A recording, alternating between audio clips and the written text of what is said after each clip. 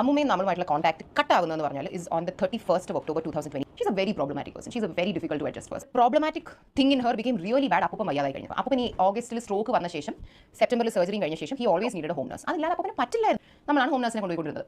അപ്പം അമ്മുമ്മയ്ക്ക് ഭയങ്കര വൃത്തിപ്രാന്ത കൂടി ആരും വീട്ടിൽ വരുന്ന ഇഷ്ടമല്ല. She hated the home nurses in the house.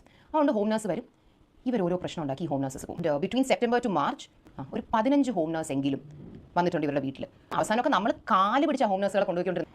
ഈ ലേഡിയുടെ ടോർച്ചർ സഹിക്കാൻ വയ്യാതെ ഈ ഹോം നഴ്സ് അമ്മേനെ എന്നെ വിളിച്ച് മെസ്സേജും വോയിസ് നോട്ട് അയച്ചുകൊണ്ടിരിക്കും. ഇത് ബെഡ്റൂം ഹോം നഴ്സ് ബാത്റൂമിൽ കൊണ്ടുവന്നതുകൊണ്ട് അപ്പനെ ബെഡ്റൂമിൽ കിടത്താൻ പറ്റില്ല എന്ന് പറഞ്ഞാൽ അപ്പനെ ഹോളിലാണ് കെട്ടിക്കൊണ്ടിരുന്നത്. ഇതൊക്കെ കണ്ടു നിൽക്കുമ്പോൾ നമ്മളും പുള്ളിക്കാരിയായിട്ട് അടി ഉണ്ടാവത്തില്ല. നിങ്ങളൊന്ന് ആലോചിച്ച് നോക്കൂ. അവലെ ഈ ഹോം നഴ്സ് വിളിച്ചിട്ട് പറഞ്ഞു, മാഡം അപ്പൂപ്പന് ബോധമില്ലാതെ കിടക്കുന്നു, മൂക്കിന്ന് ബ്ലഡ് വരുന്നു, മറ്റേ അമ്മയും ഞാനുമായിട്ട് അടിയായിട്ട് അമ്മ എന്നെ വീട്ടിൽ നിന്ന് ഇറക്കി വിട്ടു, എനിക്കൊന്നും ചെയ്യാൻ പറ്റുന്നില്ല. So are we not suppose to question her? We called her and like what are you doing? നിങ്ങൾക്ക് അവരുടെ പ്രശ്നം ഉണ്ടെങ്കിൽ അത് സൈഡിൽ ഇരിക്കട്ടെ, ആ ചെറുക്കനോട് അകത്ത് വന്നൊന്ന് നോക്കാൻ പറ. കാരണം നമുക്ക് റെഡിയായി പോകാൻ ഒരു സമയം വേണ്ടേ.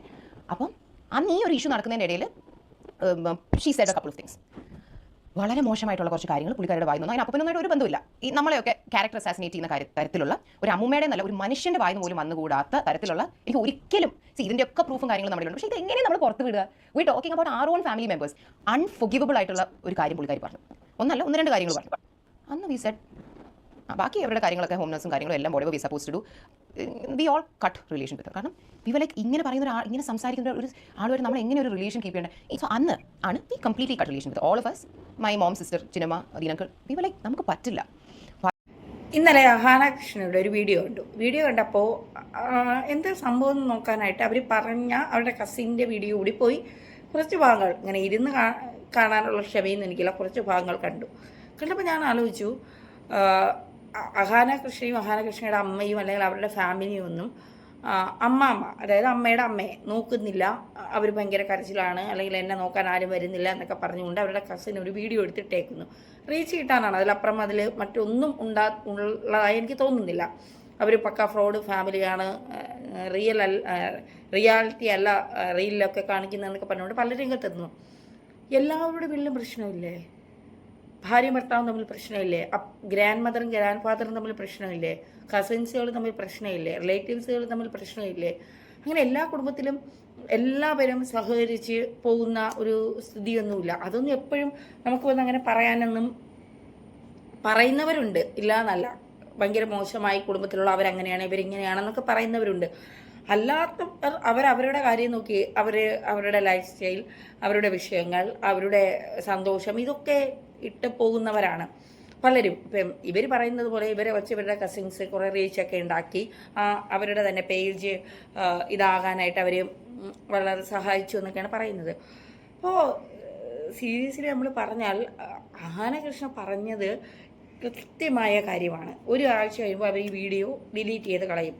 ഈ വീഡിയോ ഇട്ടുകൊണ്ട് പൈസ ഉണ്ടാക്കാൻ, അല്ലെങ്കിൽ അവൾ കള്ളിയാണ്, ഒരാഴ്ച അപ്പോൾ അവൾ വീഡിയോ ഡിലീറ്റ് ചെയ്തു.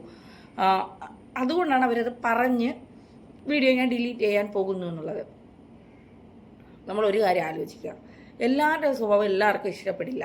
ഇപ്പം എന്നോട് പലരും എൻ്റെ സ്വഭാവത്തിൻ്റെ നെഗറ്റീവ് പറയുമ്പോൾ ഞാൻ ചിലപ്പോൾ പറയും ഞാൻ അങ്ങനെയൊന്നും അല്ല, അതൊക്കെ നിങ്ങൾക്ക് തോന്നുന്നതാ എന്ന് പറയും. പക്ഷേ എൻ്റെ സ്വഭാവം മറ്റുള്ളവർക്കാണ് കൂടുതൽ മനസ്സിലാകുന്നത് എന്നെക്കാളിലും.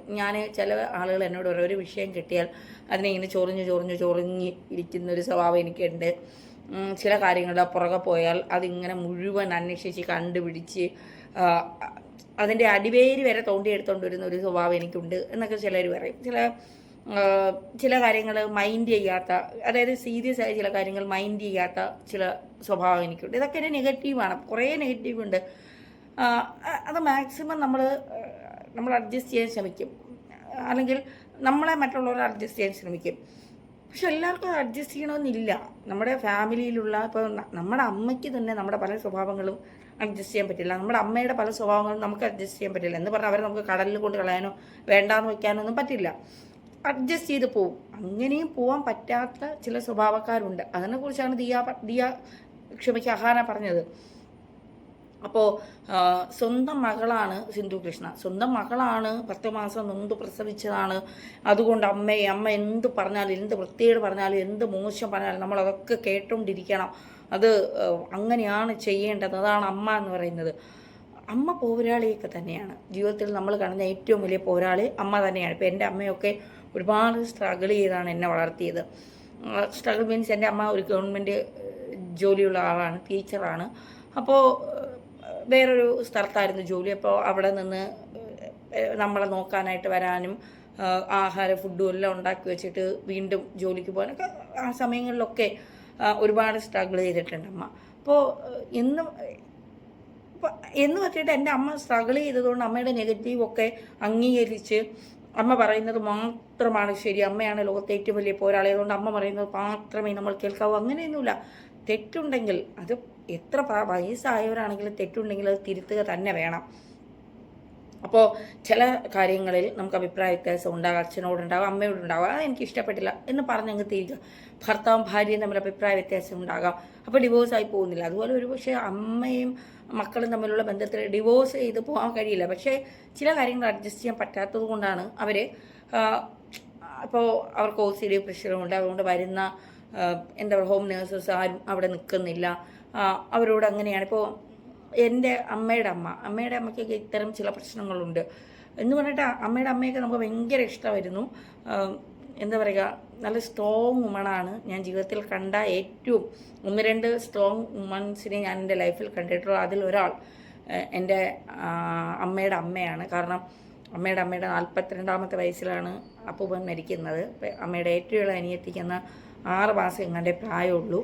അതിനുശേഷം എല്ലാ മക്കളെയും നന്നായി പഠിപ്പിച്ച് എല്ലാ മക്കൾക്കും ഗവൺമെൻറ് ജോലിയുണ്ട്, അവരെ വിവാഹം കഴിച്ചയച്ച് അവർ നല്ല രീതിയിൽ ജീവിക്കുന്നതും ഒക്കെ അമ്മുമ്മയുടെ ഒരൊറ്റ അമ്മുമ്മ നല്ല സ്ട്രോങ് ആയി നിന്നതുകൊണ്ട് മാത്രമാണ്. കാലഘട്ടം വളരെ പഴയതാണ്. അപ്പോൾ ആ കാലഘട്ടത്തിൽ അമ്മുമ്മ അത്രത്തോളം സ്ട്രോങ് ആയി നിന്നതുകൊണ്ടാണ്. പിന്നെ അമ്മുമ്മയുടേതായ കുറേ ആചാരങ്ങൾ, കുറേ നമുക്കൊന്ന് ഇപ്പോൾ ഈ കാലഘട്ടത്തിൽ നമുക്കൊന്ന് ചിന്തിക്കാൻ കഴിയാത്ത കുറേ കാര്യങ്ങളുണ്ട്. അത് ആ കാലഘട്ടത്തിൽ അവർക്കത് ശരിയാണ് എന്ന് തോന്നുന്നത് കൊണ്ടായിരിക്കാം അവർ ആ കാലഘട്ടം. ഇപ്പോൾ നമ്മൾ സ്കൂളിൽ പോയിട്ട് വന്ന ഉടനെ കുളിച്ചിട്ടേ നമ്മൾ വീടിനകത്ത് കയറാവൂ, മറ്റുള്ളവരിൽ നിന്ന് ആഹാരം എടുത്ത് കഴിക്കാൻ പാടില്ല, അപ്പോൾ വീട്ടിൽ വരുന്ന ആളുകളോട് ഉള്ളൊരു സമീപനം അങ്ങനെയൊക്കെ ഉണ്ട്. അതൊക്കെ ആ സമയത്ത് നമ്മളും അങ്ങനെ ഒരു പക്ക ഓർത്തഡോക്സായ ഒരു ഫാമിലിയിൽ വന്നതുകൊണ്ട് നമ്മളും അതൊക്കെ അങ്ങനെയാണ് എന്നൊക്കെ വിചാരിച്ചിരുന്നു. പിന്നീട് നമ്മളതിൽ നിന്ന് ചേഞ്ചായി. പിന്നീട് നമ്മൾ പഠിത്തം, നമ്മൾ കുറച്ചുകൂടെ ഒരുപാട് കണ്ടെന്നല്ല, കുറച്ചുകൂടെ ലോകത്തെ കൃത്യമായി മനസ്സിലാക്കാൻ തുടങ്ങി. സ്വാഭാവികമായും നമുക്ക് ഇതൊക്കെ നെഗറ്റീവ്സാണ്, ഇങ്ങനെയല്ല, എല്ലാവരും മനുഷ്യരാണ്. എന്നിട്ടും എനിക്ക് എൻ്റേതായ നെഗറ്റീവ്സ് പല കാര്യങ്ങളിലും ഉണ്ട്, അതില്ല എന്ന് പറയുന്നില്ല. നമ്മൾ പൂർണ്ണമായും പെർഫെക്റ്റ് ആയിട്ടില്ല. ചില കാര്യങ്ങളിൽ ഇപ്പോഴും നെഗറ്റീവ് ഉണ്ട് എനിക്ക് പല കാര്യങ്ങളിലും, അതെനിക്കറിയാം.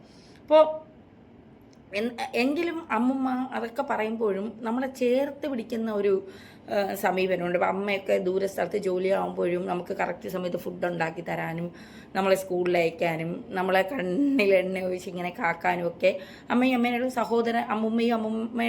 അമ്മയുടെ സഹോദരങ്ങളും അവർ നമുക്കുണ്ടായിരുന്നുള്ളൂ. അപ്പോൾ അവരോടൊക്കെ നമുക്ക് വല്ലാത്തൊരു അറ്റാച്ച്മെൻറ്റ് സ്നേഹവുമാണ്. നമ്മൾ എത്ര വളർന്നാലും അവരോടുള്ള നമ്മളെ അറ്റാച്ച്മെൻറ്റും സ്നേഹവും ഒന്നും കുറയില്ല.